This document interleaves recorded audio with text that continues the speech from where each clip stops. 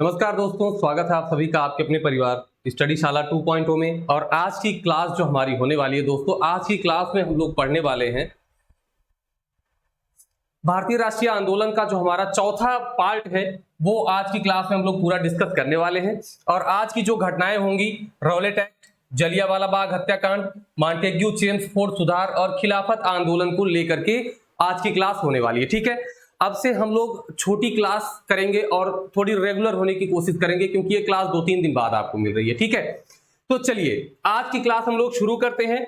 और आज जो आप लोगों को मटेरियल दिया जा रहा है, ये जो है हाथ से लिखा हुआ है, हैंड रिटन है, तो थोड़ा सा हो सकता है कि कम स्पष्ट हो रहा हो, लेकिन उम्मीद यही है कि आप लोगों को एकदम क्लियर दिख रहा होगा। ठीक है, एक बार मैं पिछली क्लास का छोटा सा डिस्कशन आपको कर देता हूं। जिन लोगों ने, जिन हमारे दोस्तों ने वो क्लास नहीं देखी है, पार्ट 3 वाली जो क्लास आप लोगों ने अगर नहीं देखी है, तो आप जाकर के पार्ट 3 वाली क्लास जो है चैनल पर देख सकते हैं। ठीक है, अब देखिए, हमने पार्ट 3 में जो है पार्ट 2 में हम लोगों ने 1911 तक का पूरा घटनाक्रम देख लिया था, जो दिल्ली दरबार तीनों आयोजित किए गए थे। अब जो है उसके बाद हम लोगों ने देखा 1912 में, जो 23 दिसंबर 1912 को लॉर्ड हार्डिंग के गाड़ी के ऊपर रासबिहारी बोस के द्वारा बम फेंक दिया गया था, और उसमें जो है दीनानाथ सरकारी गवाह बन गए थे। 4 लोगों को फांसी दे दी गई थी और रासबिहारी बोस क्या है, जापान भाग गए थे। उसके बाद 1913 में गदर पार्टी की स्थापना 1 नवंबर 1913 सैन फ्रांसिस्को लाला हरदयाल के द्वारा, और एक पत्र प्रकाशित किया गया था 1 नवंबर 1913 को। कौन सा? गदर पत्र, जो कि उर्दू भाषा में प्रकाशित किया गया था। उसके बाद जो है वो कई भाषाओं में आया, जैसे गुजराती में आया, पंजाबी में आया, हिंदी में आया, इन सभी भाषाओं में आया। ठीक है, उसके बाद हम लोगों ने पढ़ा था 1914 में हम लोगों ने 2 महत्वपूर्ण घटनाएं पढ़ी थी। कौन कौन सी? प्रथम विश्व युद्ध की शुरुआत हुई थी, जिसमें मित्र राष्ट्र और धुरी राष्ट्र थे। ठीक है, प्रथम विश्व युद्ध समझ गए आप। धुरी राष्ट्र में जैसे तुर्की था, ऑस्ट्रिया था, जर्मनी थे, और मित्र राष्ट्र में कौन था? मित्र राष्ट्र में ब्रिटेन था, रूस था और अमेरिका था, फ्रांस था। ये सभी जो है किसमें थे? मित्र राष्ट्र में थे। तो ये प्रथम विश्व युद्ध की शुरुआत हुई थी इसमें 1914 से 1918। और दूसरा जो सबसे इंपॉर्टेंट था, कामागाटा मारू का प्रकरण। कामागाटा मारू एक जापानी जहाज है। अब देखिए ये किससे संबंधित था? तो कनाडा जाने वाले जो भारतीय सीधे कनाडा नहीं जाते थे, अगर रुक के जाते थे तो उनको कनाडा में प्रवेश नहीं मिलता था। मतलब कि जो भारतीय सीधे कनाडा नहीं जाते थे, उनको कनाडा में प्रवेश नहीं मिलता था। और जो है इसके लिए गुरुदत्त सिंह ने एक किराए पर जहाज लिया। कौन सा? कामागाटा मारू। और 376 यात्रियों के साथ ये हांगकांग से कहा, वैंकूवर कनाडा के लिए निकले। लेकिन कनाडा वैंकूवर पहुंचने से पहले ही उनको पुलिस वालों ने रोक लिया, कनाडा की जो पुलिस थी। ठीक है, और उसके बाद क्या हुआ, वहां पर इन्होंने लड़ाई लड़ने के लिए एक कमेटी बनाई, शोर कमेटी। और क्या हुआ कि उससे भी कोई काम नहीं बना, और ये वापस आए कहां पर? बजबज। कलकत्ता में एक बंदरगाह है बजबज। कब आए? 29 सितंबर 1914 को ये वापस आए, और वहां पर भी अंग्रेजों के साथ इनकी लड़ाई हुई। उसमें कई सारे लोग मारे गए और कुछ लोग क्या हुआ, वो यहां से भाग गए। ठीक है, तो ये कामागाटा मारू प्रकरण था। अब अगर मैं आपसे एक क्वेश्चन पूछता हूं, चलिए क्वेश्चन ये है कि ये कामागाटा मारू जो प्रकरण है, इसकी व्याख्या या इसके बारे में कहां पर दिया गया है? आपको बुक का नाम बताना है और उसके लेखक का नाम बताना है कि कहां पर ये दिया गया है। इससे पहले वाली क्लास में मैंने सारी चीजें आपको बताई हुई है, तो ये आपके लिए क्वेश्चन है। किताब का नाम बताइए और कहां पर। ठीक है, किसने लिखा है उसे। अब 1915 की घटना कौन कौन सी थी? तो ये थी 1915 में, एक तो मुस्लिम लीग और कांग्रेस का संयुक्त अधिवेशन था। कब? 1915 बंबई में। और किसने उसकी अध्यक्षता की थी? तो SP सिन्हा या सत्येंद्र प्रसन्न सिन्हा ने इसकी अध्यक्षता की थी। मैंने आपको बताया था बहुत अच्छे से, मुस्लिम उसमें होम रूल लीग वाले में, लखनऊ पैक्ट वाले में, ये सब बड़े अच्छे से मैंने आपको समझाया था। और इसी दिन, इसी में जो है 1915 में गांधी जी भारत आए थे, 9 जनवरी 1915, जिसे हम प्रवासी भारतीय दिवस के रूप में मनाते हैं। जब ये आए तो इन्होंने जो है प्रथम विश्व युद्ध में अंग्रेजों की तरफ से, क्यों? क्योंकि अंग्रेजों ने इन्हें लालच दिया कि हम आपको क्या देंगे, हम आपको स्वराज देंगे। ठीक है, हम आपको स्वराज देंगे। उसी स्वराज की लालच में क्या हुआ, गांधी जी ने अंग्रेजों के साथ, अंग्रेजों की सेना में भारतीयों को भर्ती कराने के लिए उनका सहयोग दिया, और उसी लिए इन्हें क्या कहा गया, भर्ती कराने वाला सार्जेंट कहा जाने लगा। और प्रथम विश्व युद्ध में सहयोग के लिए ही गांधी जी को एक उपाधि दी गई थी। कौन सी उपाधि दी गई थी? केसर ए हिंद की उपाधि अंग्रेजी सरकार के द्वारा दी गई थी। प्रथम विश्व युद्ध में सहयोग के लिए केसर ए हिंद की उपाधि दी गई थी। आगे अगर हम लोग बात करते हैं, देखिए हाँ 1916 में क्या क्या हुआ था? तो 1916 में हुआ था, दो चीजें हम लोगों ने इंपॉर्टेंट पढ़ी थी। एक होम रूल लीग आंदोलन चला था, दो होम रूल लीग आंदोलन, एक तिलक जी के द्वारा कहां से? पुणे से चलाया गया, और दूसरा चलाया गया एनी बेसेंट जी के द्वारा मद्रास अड्यार से चलाया गया था। पहले ये तिलक जी का चला और ये बेसेंट जी का चला। और होम रूल जो आंदोलन है इसकी अवधारणा कहां से आई थी? आयरलैंड से आई थी। किस व्यक्ति के द्वारा? तो रेमंड के द्वारा वहां पर होम रूल लीग आंदोलन चलाया गया था। ठीक है, यहां पर आपके लिए प्रश्न है कि जो है तिलक जी ने अपना होम रूल बढ़ाने के लिए कौन सी पत्रिका का सहारा लिया था? इनकी दो पत्रिकाएं थी, पत्रिकाओं के नाम आपको लिख देने हैं। और बेसेंट जी की पत्रिका, जो दो पत्रिकाओं का इन्होंने जो सहयोग लिया था उसके बारे में भी आपको लिखना है। दोनों पत्रिकाएं दोनों लोगों की, ठीक है। चलिए, दोनों लोगों की पत्रिकाएं आपको लिख देना है। दूसरा सबसे महत्वपूर्ण क्या था कि कांग्रेस अधिवेशन 1916 जिसे लखनऊ पैक्ट के नाम से जाना जाता था, नरम दल गरम दल एक हुए, हिंदू कांग्रेस और मुस्लिम लीग में समझौता हुआ था। और एक हुई थी घटना, कौन सी? उसमें हुई थी जो राजकुमार शुक्ल थे, इन्होंने गांधी जी को चंपारण की समस्या के बारे में अवगत कराया था। तो ये आप ध्यान में रखेंगे। अध्यक्षता किसने की? अंबिका चरण मजूमदार। कहां पर हुआ? अधिवेशन हुआ लखनऊ में। आगे बात करते हैं 1917 में हम लोगों ने पढ़ा था तीन घटनाएं। ये घटना आपको ध्यान में रखनी है कि भारतीय राष्ट्रीय कांग्रेस की प्रथम महिला अध्यक्ष कौन बनी थी? Shrimati Annie Besant. कहां पर बनी थी? 1917 कलकत्ता में। 8 जोड़ लीजिए, 1925 कहां पर? कानपुर। कौन बनी थी?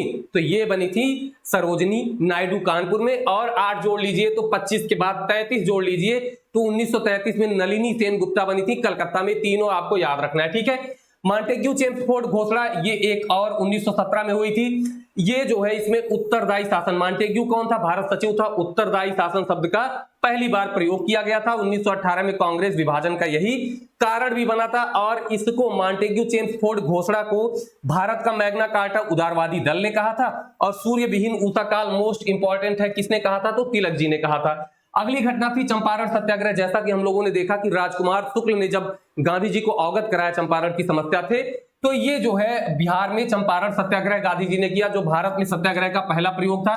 तिनकठिया पद्धति को समाप्त किया गया। तिनकठिया क्या है? 3/20 भाग पर नील की खेती करना अनिवार्य था। अब इसके लिए कौन सी कमेटी बनाई गई थी? तो गांधी जी इसमें सदस्य थे, चंपारण एग्रेरियन कमेटी। और इसी आंदोलन के सफलता के बाद इनको रविंद्रनाथ टैगोर जी ने क्या कहा था? इनको कहा था महात्मा, मतलब इनको महात्मा की उपाधि दिया। और एनजी रंगा ने सत्याग्रह का विरोध किया था, चंपारण सत्याग्रह का विरोध किया था। 1918 में 3 घटनाएं हुई थी। देखिए फटाफट से रिवीजन एक बार आपके दिमाग में पूरा घूम गया होगा, ठीक है। 1918 में 3 घटनाएं हुई। पहला कांग्रेस का, दूसरा विभाजन हुआ, अहमदाबाद मिल मजदूर हड़ताल और खेड़ा सत्याग्रह। इसका क्रम आपको याद रखना है, चंपारण सत्याग्रह पहले, उसके बाद अहमदाबाद और उसके बाद खेड़ा, क्योंकि ये आपसे पूछता है क्रम व्यवस्थित करने के लिए, तो ये आपको ध्यान में रखना है। कांग्रेस का दूसरा विभाजन, विशेष अधिवेशन मुंबई में, अध्यक्षता किसने की? हसन इमाम। 2 दल, नरम और गरम दल। नरम दल ने एस एन बनर्जी की अध्यक्षता में एक नई पार्टी बनाई, नेशनल लिबरल फेडरेशन, मतलब भारतीय उदारवादी संघ बनाई। अहमदाबाद मिल मजदूर क्यों ये हुआ था? तो गांधी जी ने इसमें पहली बार भूख हड़ताल का प्रयोग किया था। प्लेग बोनस को लेकर के हुआ था। मजदूर 35% मांग रहे थे और जो मालिक थे वो 20% ही दे रहे थे। अंत में जो है गांधी जी ने इनको 35% बोनस दिलाया। खेड़ा सत्याग्रह कर माफी के लिए हुआ था 1917-18 में। अकाल वहां पर आया और उसमें सबसे पहले कर ना देने की बात किसने की थी? मोहनलाल पांड्या ने की थी। और गांधी जी ने वहां पर जो है जा करके आंदोलन किया। और वहां पर जो अकाल संहिता के अनुसार 1/4 अगर फसल 1/4 होती है या उससे कम होती है, तो वहां पर अकाल संहिता के अनुसार क्या होना चाहिए? वहां पर कर माफ कर देना चाहिए। लेकिन वहां के अंग्रेज जो मालिक थे वो माफ नहीं कर रहे थे कर, इसी के लिए यह आंदोलन चलाया गया था। चलिए हो गया, कंप्लीट है, इतना आप लोगों ने पूरा का पूरा समझ लिया। अब चलिए, हाँ एक चीज पिछली क्लास में छूट गई थी कि गांधी जी को खेड़ा सत्याग्रह के लिए किसने आमंत्रित किया था? तो मोहनलाल शंकर जी ने पत्र लिख करके उनको बुलाया था। अब कंप्लीट है इतना।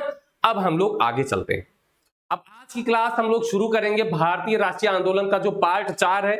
और अभी तक हम लोगों ने 1918 तक की सभी घटनाएं देख ली। अब हम लोग 1919 की घटना देखनी शुरू करते हैं, ठीक है। देखिए 1919 की हम लोग 3 घटनाएं महत्वपूर्ण पढ़ेंगे। कौन कौन सी? ये देखिए, अगस्त में घटित होती है मॉन्टेग्यू चेम्सफोर्ड जो है सुधार अधिनियम जो आता है अगस्त 1919 में, जिसे भारत सरकार अधिनियम 1919 कहा जाता है, इंडियन काउंसिल एक्ट 1919 कहा जाता है। वेट, पानी पी लेते हैं थोड़ा सा।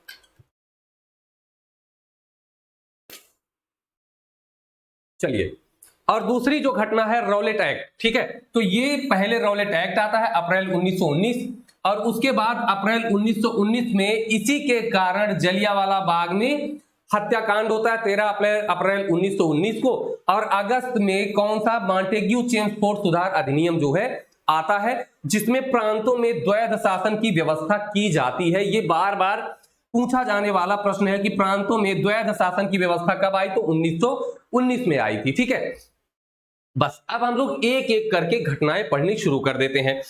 पहली घटना हम लोग पढ़ेंगे कौन सा? जलियांवाला बाग माफ कीजिए, पहली घटना हम लोग पढ़ेंगे Rowlatt act.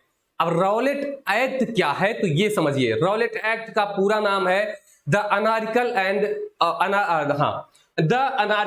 And revolutionary crime act 1919, जिसे हम लोग रॉलेट एक्ट के नाम से जानते हैं। इसका पूरा नाम यही है। रॉलेट एक्ट नाम इसलिए पड़ा क्योंकि जो कमेटी बनाई गई थी उसका अध्यक्ष कौन था? रॉलेट नाम का व्यक्ति उसका अध्यक्ष था, इसीलिए इसका नाम रॉलेट एक्ट हुआ। ठीक है, अब एक बार ध्यान से देखते हैं हम लोग कि क्यों बनाया गया ये रॉलेट एक्ट, क्यों आया, क्या कारण था। तो क्रांतिकारियों के प्रभाव और क्रांतिकारी गतिविधियों के लिए उस पर नियंत्रण करने के लिए एक कानून बनाने की आवश्यकता अंग्रेजों को दिखी, क्योंकि उस समय जो है आंदोलन काफी तेजी से बढ़ रहा था। ठीक है, क्योंकि होम रूल लीग था, उसने भी जो है आंदोलन को एक हवा दे दी थी। ठीक है, और इधर गांधी जी ने कुछ सत्याग्रह भी किए। इसकी वजह से क्या हुआ? अंग्रेजों को लगा कि एक कानून हमको लाना चाहिए जिससे इन गतिविधियों पर रोक लगाई जा सके, और उसी के लिए एक कमेटी बनाई गई 10 दिसंबर 1917 को। कब बनाई गई? 10 दिसंबर 1917 को, जिसका नाम रखा गया राजद्रोह कमेटी समिति या सेडिशन कमेटी नाम रखा गया। किसकी अध्यक्षता में? सिडनी रॉलेट की अध्यक्षता में रखा गया। और अगर आपको याद है मॉन्टेग्यू चेम्सफोर्ड जो घोषणा हुई थी उसका अधिनियम अभी आएगा, है ना, तो इसका मतलब है कि वायसराय कौन था? तो लॉर्ड चेम्सफोर्ड ही वायसराय रहा होगा, है ना। तो इसी ने जो है सेडिशन कमीशन या राजद्रोह समिति को बनाया। ठीक है, अब आगे देखते हैं कि कमेटी ने रिपोर्ट क्या दी। कमेटी ने अपनी जांच करके रिपोर्ट ये दी 10 अप्रैल 1918 को, एक साल बाद मान के चलिए, अगले साल वो रिपोर्ट देती है कि भारत में क्रांतिकारी एवं अराजकतावादी कानून बनना चाहिए। मतलब क्रांतिकारी गतिविधियों को, अराजकता को रोकने के लिए एक कानून भारत में बनाना अति आवश्यक है। मतलब कि अभी जो आपका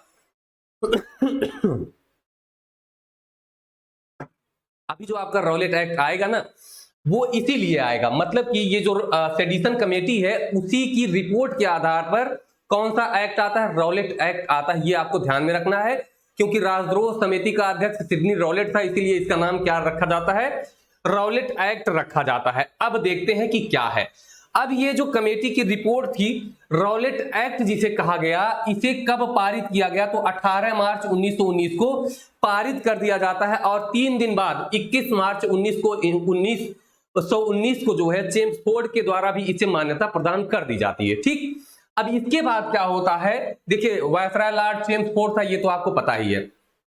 अब इस एक्ट में होता क्या है? इस एक्ट में होता है कि यदि किसी व्यक्ति के ऊपर केवल शंका हो राजद्रोह की, तो उसे क्या किया जाता था? जेल में भेज दिया जाता था, और कितने? लगभग 2 साल तक की अधिकतम जेल का प्रावधान था इसमें। अब यदि व्यक्ति को गिरफ्तार कर लिया जाता था तो उसके लिए कोर्ट में जो है जो भी निर्णय तुरंत दे दिया जाता था वो निर्णय मान्य होता था, उसके विरुद्ध कोई अपील नहीं की जा सकती थी। क्या किया जा सकता था? अपील नहीं किया जा सकता था, और उसके विरोध में कोई आप वकील भी नहीं रख सकते थे। मतलब कि वकील भी नहीं कर सकते, आप अपील भी नहीं रख सकते, और ना तो कोई अपनी तरफ से सफाई दे सकते, ना तो कोई दलील दे सकते। इसीलिए इसे गांधी जी क्या कहेंगे?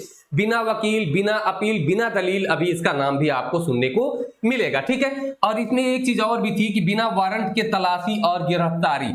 मतलब कि भारतीयों के ऊपर ऐसा अत्याचार हो रहा था कि अब ये कुछ भी करें, इनके साथ हम कुछ भी बिना किसी कारण के अगर हम गिरफ्तार कर लेते हैं तो भी इस रॉलेट एक्ट के अनुसार कोई भारतीय उसके विरोध में कुछ नहीं कर सकता। ना तो आप वकील ला सकते हैं, ना तो आप मुकदमा लड़ सकते हैं। बिना मुकदमा चलाए गुप्त रूप से मुकदमा चलता था, किसी को कुछ पता ही नहीं है, गुप्त रूप से मुकदमा चला, जेल हो गई, कुछ किसी को मालूम नहीं है, इसीलिए इसका विरोध होना शुरू हो जाता है। अब देखिए विरोध में क्या होता है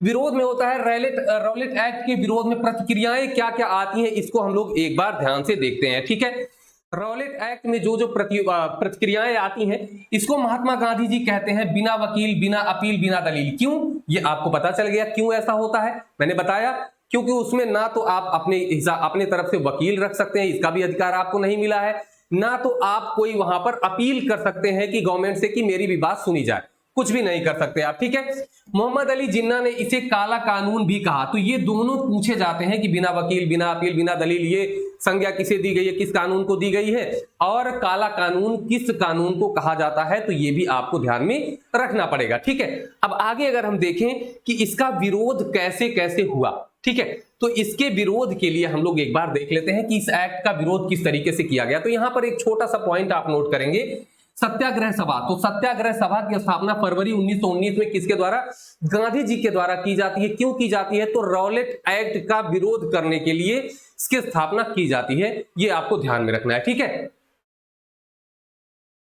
ओके, चलिए अब आगे देखते हैं कि रॉलेट एक्ट के विरोध में 6 अप्रैल 1919 को गांधी जी क्या करते हैं, रॉलेट सत्याग्रह की शुरुआत करते हैं। कौन करता है, गांधी जी करते हैं। और कहां से करते हैं, साबरमती आश्रम से रॉलेट सत्याग्रह की शुरुआत करते हैं। मैंने बताया ना, सत्याग्रह सभा इसीलिए बनाई गई थी कि रॉलेट सत्याग्रह को आगे बढ़ाया जाएगा। ठीक, अब आगे बात करते हैं कि इसी के साथ ही साथ देशव्यापी हड़ताल का भी आयोजन किया जाता है। क्या किया जाता है, देशव्यापी हड़ताल का भी साथ में ही आयोजन किया जाता है। किसके द्वारा, गांधी जी के द्वारा किया जाता है। और दिल्ली में इस आंदोलन का नेतृत्व कौन कर रहे थे, स्वामी श्रद्धानंद कर रहे थे, जिनका एक और नाम है मुंशी राम। ठीक है, तो ये पूछा जा सकता है कि जो आपका रॉलेट सत्याग्रह चल रहा था, इस आंदोलन का नेतृत्व दिल्ली में कौन कर रहा था, क्योंकि अब दिल्ली मायने रखेगी कलकत्ता से ज्यादा। क्यों, क्योंकि दिल्ली अब भारत की राजधानी बन चुकी है।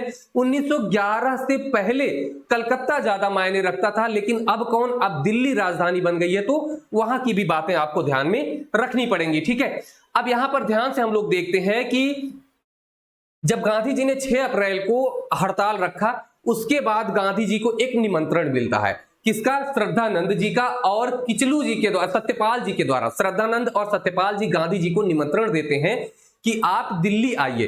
तो गांधी जी दिल्ली के लिए प्रस्थान कर रहे थे कि रास्ते में 9 अप्रैल 1919 को क्या होता है, पलवल हरियाणा से गांधी जी को गिरफ्तार करके जेल डाल दिया जाता है और बॉम्बे भेज दिया जाता है जेल में।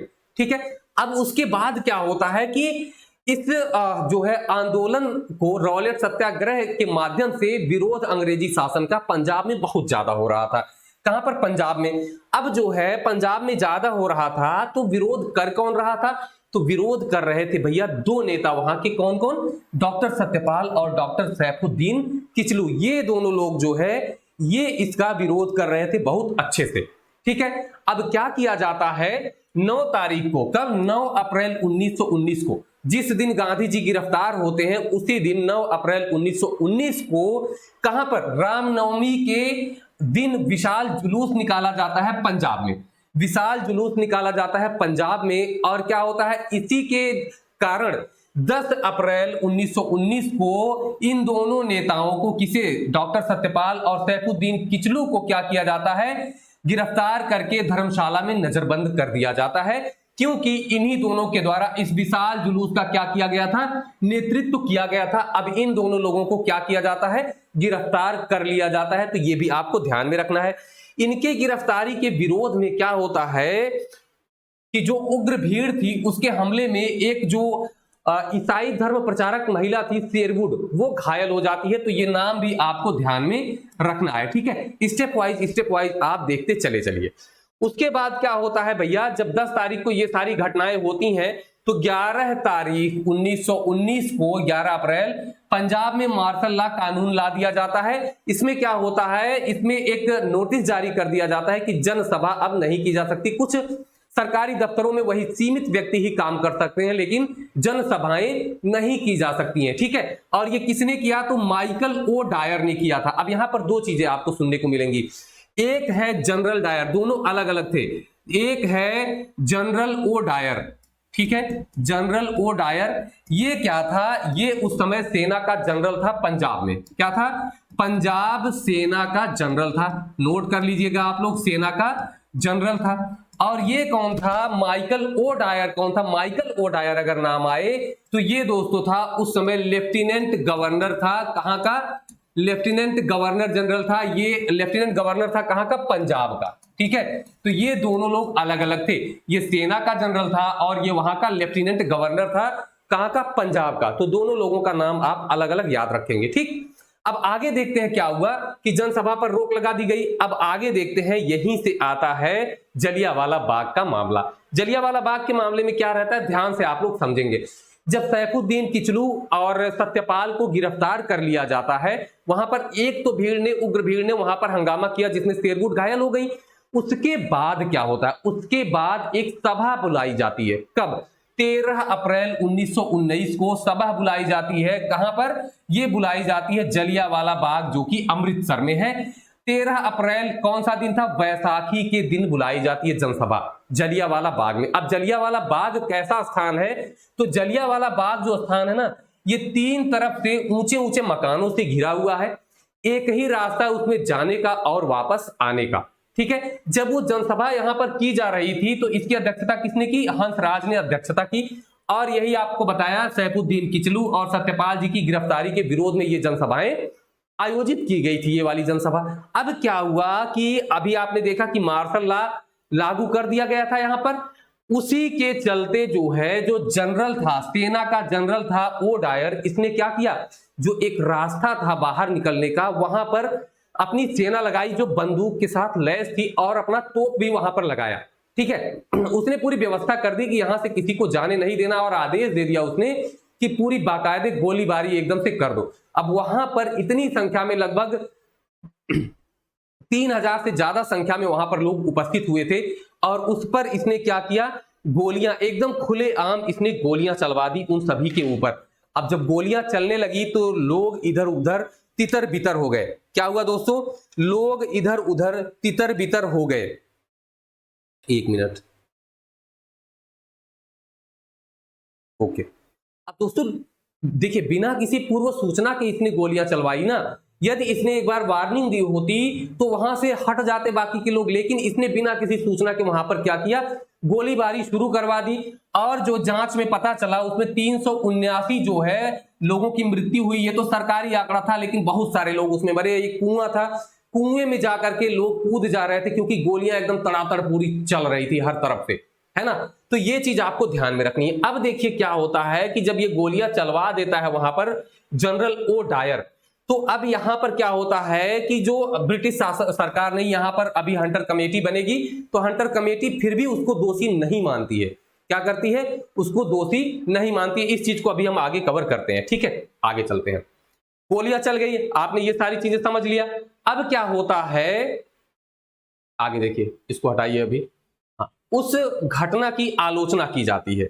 इस घटना की आलोचना कैसे की जाती है ये भी समझिए। कौन कौन करते हैं, रविंद्रनाथ टैगोर जी ने क्या किया, इस घटना के जो घटना से आहत होकर के, दुखी होकर के, इन्होंने अपनी नाइटहुड की उपाधि वापस कर दी जो सरकार के द्वारा इनको दी गई थी। शंकरन नायर जी थे, एक वकील थे, ये वायसराय की कार्यकारिणी परिषद में नियुक्त थे, इन्होंने त्यागपत्र दे दिया। CF एंड्रयूज, ये एक ऐसे अंग्रेज व्यक्ति थे जो गांधी जी के सबसे नजदीक थे, और गांधी जी ने इनको देश बंधु, माफ कीजिएगा, दीन बंधु की उपाधि दी थी। देखिए, देश बंधु चित्तरंजन दास जी को कहा जाता है, और दीन बंधु CF एंड्रयूज को कहा जाता है। इन्होंने क्या कहा, जानबूझकर की गई क्रूर हत्या की संज्ञा दी इस जलियांवाला बाग हत्या कांड को, ठीक है। मॉन्टेग्यू ने क्या कहा, जो उस समय भारत सचिव था, इसने कहा निवारक हत्या की इसने संज्ञा दी। किसने, मॉन्टेग्यू ने दी। मोहम्मद अली जिन्ना ने क्या कहा, कत्ले आम की संज्ञा दी मोहम्मद अली जिन्ना ने। और एक महत्वपूर्ण पॉइंट जो कि वर्तमान से रिलेटेड है,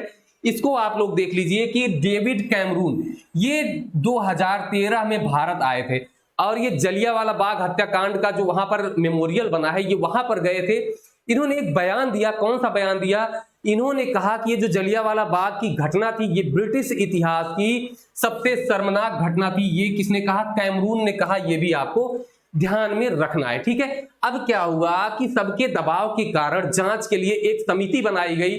कौन सी समिति बनाई गई? तो देखिए, एक समिति सरकार के द्वारा बनाई गई और एक समिति किसके द्वारा बनाई गई? एक समिति बनाई गई कांग्रेस के द्वारा, जो भारतीय राष्ट्रीय कांग्रेस थी उसके द्वारा। सरकार के द्वारा हंटर कमेटी बनाई गई जिसका अध्यक्ष कौन था? लॉर्ड हंटर इसका अध्यक्ष था। और भारतीय राष्ट्रीय कांग्रेस के द्वारा तहकीकात समिति बनाई गई। इसके अध्यक्ष कौन थे? तो मदन मोहन मालवीय जो थे ये इसके अध्यक्ष बनाए गए। जो सरकार ने कमेटी बनाई इसमें 8 सदस्य थे जिसमें 4 भारतीय थे। 4 भारतीयों में कौन कौन? चिमनलाल सीतलवाड़, साहबजादा, सुल्तान अहमद और जगत नारायण जो है ये 4 भारतीय थे इसमें शामिल थे। ये आपको सब एकदम ए टू जेड जितनी चीजें मैं आपको बता रहा हूं एकदम पॉइंट वाइज अपने दिमाग में बैठा लीजिए, क्योंकि यही चीजें आपके प्रश्न में पूछी जाएंगी। पूछा जाएगा तहकीकात कमेटी बताइए किससे संबंधित है, तो आप बताएंगे जलियांवाला बाग हत्याकांड की जांच के लिए किसने गठित किया? भारतीय राष्ट्रीय कांग्रेस। अध्यक्ष कौन थे? मदन मोहन मालवीय उसके अध्यक्ष थे, ठीक है। तो ये आपने देख लिया लॉर्ड हंटर। एक हंटर कमीशन आपने पढ़ा होगा 1882 जो शिक्षा से संबंधित है, वो भी आपको ध्यान में रखना है, ठीक है। आप सीडीपी की क्लास जो है अटेंड कर लीजिए, वहां पर आपको ये चीज मिल जाएगी। सीडीपी की प्लेलिस्ट आपको चैनल पर मिल जाएगी, वहां से आप जाकर के उसको पढ़िए। हंटर कमेटी की रिपोर्ट देखिए क्या आई। जब हंटर कमेटी गठित हुई तो उसने रिपोर्ट अपनी मार्च 1920 को रिपोर्ट प्रस्तुत की।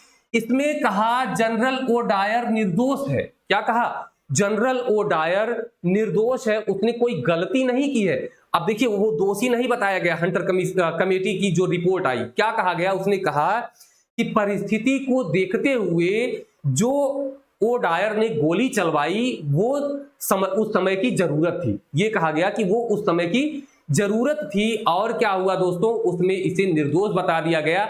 उसने कहा कि इन्होंने पूर्व सूचना दिए बिना ही गोली चलवा दी। क्या कि पूर्व सूचना दिए बिना ही गोली चलवा दी, इसीलिए क्या किया? इनकी नौकरी से इनको हटाया गया, मतलब कि उनको त्यागपत्र दिलवा दिया गया। लेकिन यहां पर क्या हुआ? देखिए ये जांच कमेटी तो बना दिया यहां पर, ठीक है, यहां से बर्खास्त भी कर दिया, लेकिन दोगलापन देखिए। अंग्रेजी शासन हमेशा बेवफा रहा है ना। उतनी बेवफा तो आजकल लड़के लड़कियां नहीं होते जितना अंग्रेज उस समय बेवफा थे। मुस्लिम लीग थी, मुस्लिम जो जिन्होंने प्रथम विश्व युद्ध में साथ दिया, उन सबके साथ कितना धोखा करता है ये, हर बात पे धोखा करता है। अभी आगे वो धोखा भी मिलेगा, ठीक है। अब जब यहां से इसको हटाया गया ना, ये ब्रिटेन गया भैया, तो वहां पर इसे ब्रिटेन संसद के द्वारा सम्मानित भी किया गया। और कैसे सम्मानित किया गया? तो जो मैंने ऊपर छोड़ा है ना, इसको आप देखिए क्या कहा गया। इसे कहा गया ब्रिटिश साम्राज्य का शेर कहा गया, ब्रिटिश साम्राज्य का रक्षक कहा गया, स्वॉर्ड ऑफ ऑनर, जिसे एक मान की तलवार, ये एक जो है सम्मान दिया जाता है, इसे सम्मान तक दिया गया। और इसे कुछ धन भी दिया गया, ठीक है, धन भी दिया गया। 2400 पाउंड के आसपास में इसको धन भी दिया गया। अब सोचिए ये यहां पर ऐसा कांड करके गया और वहां पर इसका स्वागत किया जा रहा है, इसको सम्मान दिया जा रहा है। ये था अंग्रेजी शासन का दोगलापन। यहां पर हजारों लोगों की हत्या करके जो हत्यारा वहां पर गया उसको क्या किया गया? उसका सम्मान किया जा रहा था। उस समय आप समझ सकते हैं कि ब्रिटिशर्स की क्या रणनीति रही होगी भारतीयों के खिलाफ। अब देखिए जो तहकीकात कमेटी थी कांग्रेस ने बनाई थी, इसने भी मार्च 1920 में अपना क्या दिया? रिपोर्ट दिया, जिसमें जनरल ओ डायर को दोषी माना गया और मृतकों को आर्थिक सहायता की मांग की गई, लेकिन इसका कोई मतलब नहीं निकलता है। अब जो हंटर कमेटी की रिपोर्ट थी ना, उसको गांधी जी ने क्या कहा? देखिए ये इंपॉर्टेंट है, मोस्ट इंपॉर्टेंट है। पन्ने दर पन्ने निर्लज्ज सरकारी लीपा पोती। क्या कहा इन्होंने? पन्ने दर पन्ने, जितने पन्ने थे रिपोर्ट में वो सरकार की निर्लज्जता के साथ लीपा पोती किए गए थे। किसने कहा? गांधी जी ने कहा। आपको ये अच्छे से ध्यान में बैठा के रखना है, ठीक है।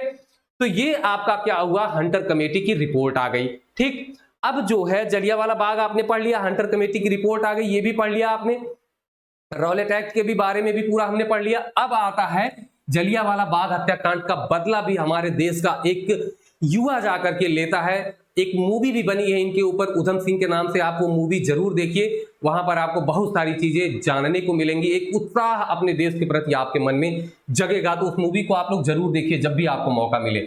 जलियांवाला बाग हत्याकांड का बदला कब लिया गया? 13 मार्च 1940, लगभग 20 साल बाद उसका बदला लिया गया। किसके द्वारा लिया गया? तो उधम सिंह के द्वारा लिया गया, जो कि 13 अप्रैल की उस घटना में ना वहां पर शामिल थे, वहां पर खड़े थे, वो देख रहे थे माइकल ओ डायर जिस तरह से गोलियां बरसा रहा था, और उन्होंने वहीं पर एक प्रतिज्ञा ली कि जिस तरीके से इस डायर ने हमारे भारतीयों पर, निहत्थे भारतीयों पर गोलियां चलाई है, एक समय ऐसा आएगा कि मैं भी इसको भरी सभा में गोली मारूंगा और उस अपमान का और इस हत्याकांड का मैं बदला लूंगा। और इन्होंने वही किया। कैस्टन हॉल लंदन में एक सभा आयोजित हुई थी जिसमें माइकल ओ डायर, माफ कीजिएगा ये माइकल हटा दीजिए, जिसमें ये ओ डायर जो है जिसने भाग लिया था, और उधम सिंह ने वहां सरेआम सभा में इसको गोली मार करके आत्मसमर्पण कर दिया। और आत्मसमर्पण के बाद इन्हें 31 जुलाई 1940 को फांसी दे दी गई। ठीक है, क्या हुआ? फांसी दे दी गई, ये भी आप ध्यान में रखेंगे। अब आगे हम लोग चलते हैं। रॉलेट एक्ट हमने पढ़ लिया, जलियांवाला बाग हत्याकांड भी पढ़ लिया, क्योंकि देखिए जलियांवाला बाग हत्याकांड, रॉलेट एक्ट के विरोध में क्या होता है? जलियांवाला बाग, अब उसमें गिरफ्तारी होती है 2 लोगों की, फिर उसी के जो है गिरफ्तारी के विरोध में एक सभा की जाती है और जलियांवाला बाग का पूरा कांड हो जाता है वहां पर। आगे देखिए, अब एक और घटना, मॉन्टेग्यू चेम्सफोर्ड अधिनियम 1919, जो भारत शासन अधिनियम जिसे 1919 भी कहा जाता है, अब इसके बारे में देख लेते हैं थोड़ा सा। 1919 में इसे लाया गया था। अब इसके बारे में मैंने आपको पूरा बताया था। उत्तरदायी शासन पहली बार घोषणा 1917, अगस्त 1917 में मॉन्टेग्यू ने घोषणा करी थी। 1918 में एक कमेटी बनी और उसने जो है एक रिपोर्ट प्रस्तुत की थी, और वही आकर के यहाँ पर मॉन्टेग्यू चेम्सफोर्ड अधिनियम बनता है ना। ये मैंने आपको सब अच्छे से बताया था, वही जो है विभाजन का कारण भी बनता है। अब ये 1919 में क्या होता है? लाया जाता है इसे, और 1921 में ये क्या होता है? लागू होता है। इसकी विशेषता हम लोग देख लेते हैं, क्या क्या विशेषता थी। मैंने केवल विशेषताएं लिखी है क्योंकि यही पूछा जाता है, ठीक है। तो बाकी चीजों को हमने यहां पर नहीं लिखा है कि कैसे, कहां से कितना जो है सदस्य उसमें रखे जाते थे। प्रांतों में द्वैध शासन प्रणाली जो है इसी अधिनियम के द्वारा लाई गई। मोस्ट इंपॉर्टेंट, सबसे इंपॉर्टेंट यही है इसका, ठीक है। प्रांतों में द्वैध शासन यहीं से लाया गया। अब आगे देखते हैं क्या होगा। आगे इसमें और एक पॉइंट है महत्वपूर्ण कि केंद्रीय लोक सेवा आयोग का प्रावधान भी इसमें रखा गया, जिसके अनुसार 1926 में लोक सेवा आयोग की स्थापना की गई थी। ये भी आप ध्यान में रखेंगे। और कहा गया कि 10 वर्ष के बाद अधिनियम की समीक्षा के लिए एक आयोग गठित किया जाएगा। क्या किया जाएगा? आयोग गठित किया जाएगा। इसके हिसाब से देखें तो 1919 से 10 साल बाद 1929 में एक कमेटी गठित होनी चाहिए, लेकिन 1929 से पहले ही 1927 में एक कमेटी गठित कर दी जाती है जिसे साइमन कमीशन कहा जाता है। और उसी के विरोध करते हुए लाला लाजपत राय की जो है लाठी लगती है और उनकी डेथ हो जाती है। और उन्होंने कहा था कि मेरे सर पर एक एक लाठी का वार अंग्रेजों के ताबूत में एक एक कील के समान जो है रहेगा, है ना, तो कील के समान साबित होगा, ध्यान में रखेंगे। तो 1927 में ही आ जाता साइमन कमीशन। अब जब मैं साइमन कमीशन आपको पढ़ाऊंगा तो मैं आपको बताऊंगा कि ये जो भारत शासन अधिनियम आया था उसी की समीक्षा के लिए ये कमीशन लाया गया था, साइमन कमीशन, ठीक है। चलिए आगे देखते हैं। अब ये इतना आपने समझ लिया कि ये जो है क्या क्या था इसमें। अब जो है यहीं पर एक और हम लोग घटना पढ़ते हैं, खिलाफत आंदोलन, ठीक है। कब? 1920 से 1924 तक चलता है खिलाफत आंदोलन। इसे शुरू करने का श्रेय किसे जाता है? अली बंधु को। कौन कौन थे? शौकत अली और मोहम्मद अली का नाम इसमें आता है, ठीक है। अब देखिए, अब एक कहानी सुन लीजिए थोड़ी सी कि क्या होता है। जब जो है प्रथम विश्व युद्ध चल रहा होता है तो गांधी जी को उसमें शामिल किया जाता है, क्या कह के कि पूर्ण स्वराज्य आपको दिया जाएगा, है ना। और उसमें मुस्लिम लोग शामिल होते हैं। वो क्यों शामिल होते हैं? वो इसलिए शामिल होते हैं कि उन्होंने शर्त रखी कि अगर ब्रिटेन जीत जाता है ना, और तुर्की हार जाता है तो वहां के खलीफा को डिस्टर्ब नहीं किया जाएगा, है ना, उनको परेशान नहीं किया जाएगा। लेकिन होता क्या है, फिर वही ब्रिटेन बेवफा तो बेवफा क्या करता है, वो परेशान तो करता है, खलीफा का अपमान भी करता है। और एक सेब्रे की संधि भी होती है किसके साथ? अंग्रेजों, फ्रांस, मतलब कि मित्र राष्ट्र जो थे उनके साथ, और तुर्की के साथ सेब्रे की संधि भी होती है। और यही कारण बनता है कि जो मुसलमान बंधु थे, चाहे वो भारत के थे चाहे वो विश्व के थे, उनके अंदर एक आक्रोश की भावना आ जाती है। आक्रोश की भावना के कारण ही ये खिलाफत आंदोलन चलाया जाता है, जो भारत में भी शुरू होता है ना। अब देखिए, चलिए एक एक करके हम लोग देखते हैं कि क्यों शुरू हुआ। तो प्रथम विश्व युद्ध के पश्चात तुर्की के खलीफा के साथ अपमानजनक व्यवहार। खलीफा कौन थे? तो खलीफा जो थे वो मुस्लिमों के धार्मिक गुरु थे, जिनका मुस्लिम धर्म में, इस्लाम धर्म में सर्वोच्च स्थान होता था। क्या था? सर्वोच्च स्थान था। उनके साथ अपमानजनक व्यवहार किया गया और सेब्रे की संधि की गई 15 मई 1920 को, जिसके आधार पर तुर्की साम्राज्य का विघटन कर दिया गया 10 अगस्त 1920 को। धार्मिक स्थलों से सुल्तान की सत्ता को समाप्त कर दिया गया और कुछ हिस्सों पर ब्रिटेन और फ्रांस ने कब्जा भी कर लिया। किस संधि? सेब्रे की संधि के आधार पर। ठीक है, तो ये प्रथम विश्व युद्ध के बाद तुर्की के साथ सेब्रे की संधि होती है, ये आप ध्यान में रखेंगे। ठीक, अब क्या होता है कि इसके कारण जो है मुसलमानों में, भारत विश्व सभी के मुसलमानों में असंतोष होता है और खिलाफत आंदोलन की शुरुआत हो जाती है। अब बात करते हैं आंदोलन का स्वरूप कैसा था। तो आंदोलन के अगर हम स्वरूप की बात करें तो इसका मूल स्वरूप प्रतिक्रियावादी था।